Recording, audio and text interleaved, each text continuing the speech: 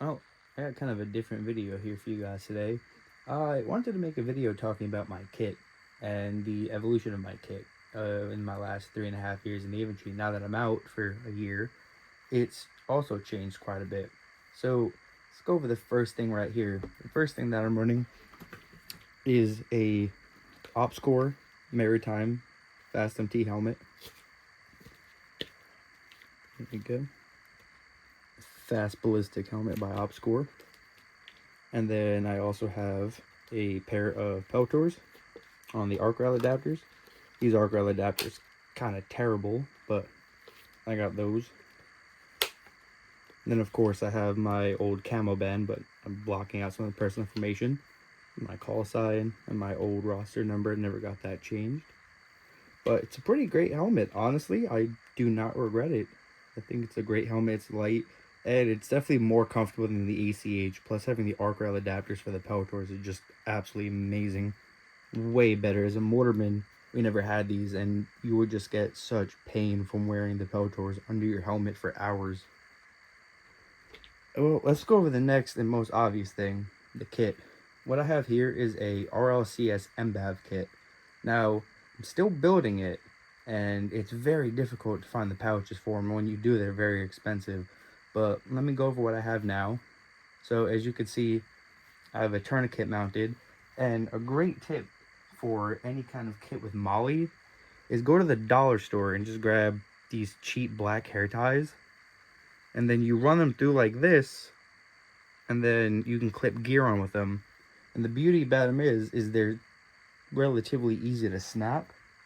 So if I really have to, I could just either take it off, or if I rip it hard enough, I've done it 10 or 11 times just to test it, I can easily get that tourniquet off. The next thing I have on my shoulder is my knife. It was always very convenient as a mortarman to have your knife on your shoulder, especially for breaking down all of the rounds and cleaning up all of the garbage, everything like that. It just made it go so much easier. You can cut up all the small garbage bits and fit them in so many less bags. But for now, the only things I really have on it are the cummerbund system, and I have these shoulder pads. I believe they're called the MASP shoulder pads. And also, a little modification that I did to the inside is I just put a piece of tape, and on that tape I put my call sign, my religion, my blood type, and my allergies, just in case.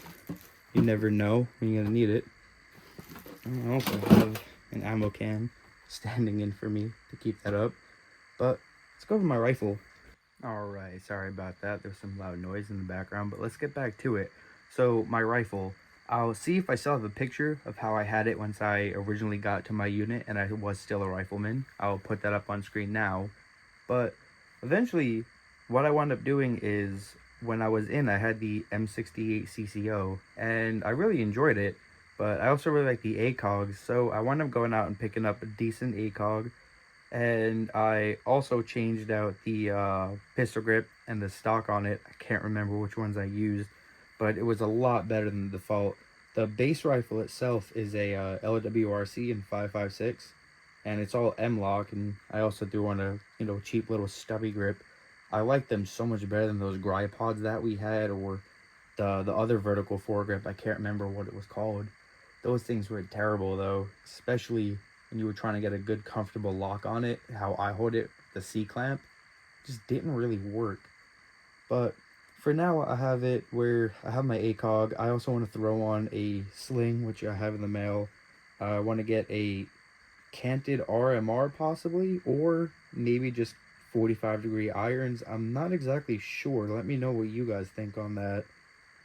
But for now, those are most of the modifications that I want to make. I also have to get backup iron sights, but it's pretty much useless to have them. The ACOG mainly stays on, that's why I'm going to have the 45s, but eventually if I change it, I would like to have some regular irons. Most of the mags that I run are the Gen 3, I believe, mag pulls. I have a couple of those cheap steel ones left, but no, those things were terrible. They never really fed. But some of the things that I really want to do is, especially for the kit, I want to get the rlcs signal pouch and the map pack for now. And at least I will be in a better place with it.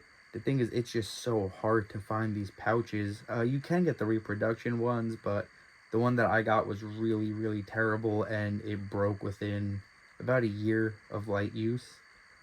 And I would like to get a decent one that would last for a bit.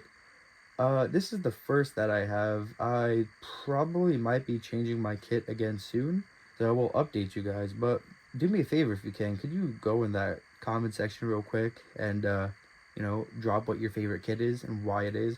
Also, leave a like and don't forget to subscribe. It really helps me out, and not many of my viewers are actually subscribed to me. I think it's about 0.9%, so any little bit of support you guys can give me really helps. Well, I hope you enjoy the video. Thanks for watching. Have a great day, everyone.